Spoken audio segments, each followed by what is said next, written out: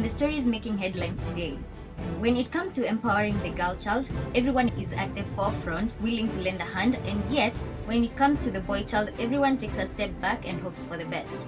This does not bode well for the boy child, who is often the noticed in the background.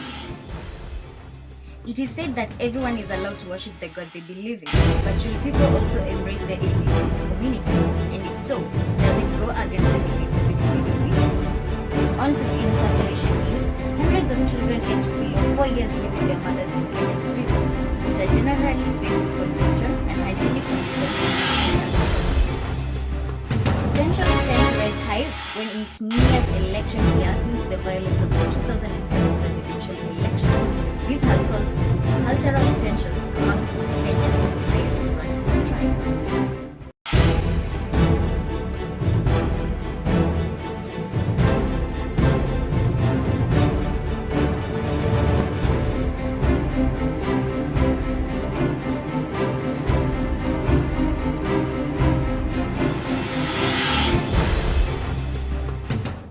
Hello and welcome viewers from Nairobi and around the globe to SMD Media News.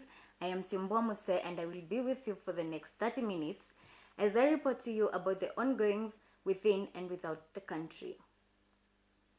Nearly half of the homes in Kenya are single mother homes, and the number of men abandoning their families continues to increase. Hundreds of thousands of boys are growing up without a father and or a positive male role model. The academic performance of boys across the country is steadily declining, and out of the 500,000 children living on the streets of Kenya, the vast majority of that number is made up by the boys.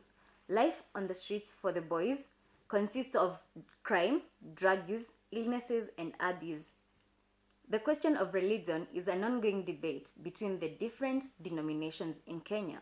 Atheism is the belief in science and not a deity. It is, however, detested by many leaders, not only in the church but in the community as a whole. 7% of the world's population are atheists and are people who say they have more questions than answers from the Bible.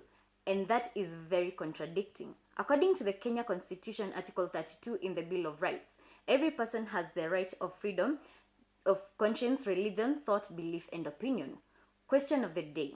What is your take on atheism? Should it be welcomed into the society or not? Join the conversation using the social media handles below the screen to air your views and opinions. When it comes to matters of incarceration of mothers, the question of where children below 5 years go to arises. The Kenya Langata Women's Prison hosts more mothers than one would like. Join me to get these and more stories here at SMD News. Stay tuned, we'll be right back after the break. Kuna vitu hunichanganyisha hii Kenya, kama hii equality, hii ya wanawake imezidi. Everything nice is theirs. Kama hii whitewash extra mpya, umesikia? Ay, of course. Doi. Hizi zinaitwa speckles. Hizi za blue. Ama unaweza kuziita vingarishi. Vingarishi. Inangarisha nguo zinatakata zinakuwa safi.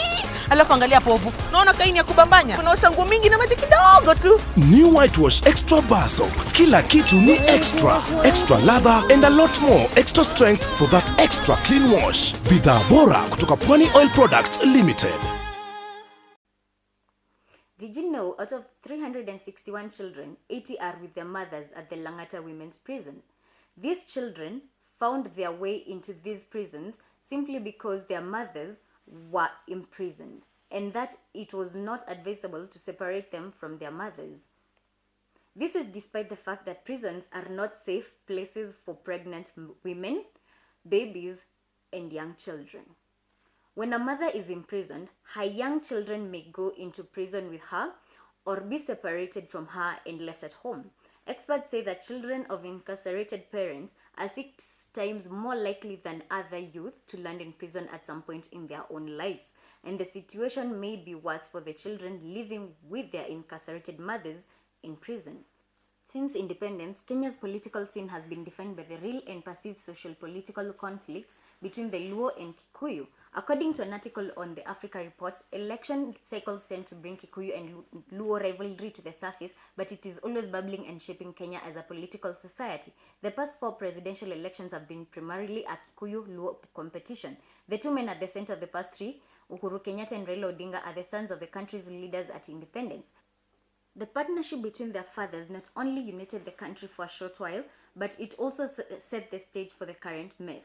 While there are tens of other communities within Kenya's borders, this particular interaction is significant because it is as damaging today as it was a half century ago. We will take a short break. Stay tuned.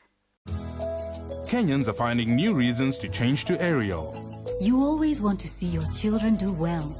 So when Tony got into university, I needed to make sure he looked his best. But his clothes never stayed as fresh as I wanted them to. New Ariel with a touch of downy fabric freshener gives me great cleaning and 10 days of freshness in just one wash. Seeing him do so well feels great. Thanks, Mom. New Aerial with a touch of Downy. 10 days of freshness in one wash. On our quote of the week, we all have two lives. The second one starts when we realize we only have one. That's all the news we had for you today, and please don't forget to subscribe to get these and more stories only from SMD News. I have been your host, Siombua Mose. Thank you for watching.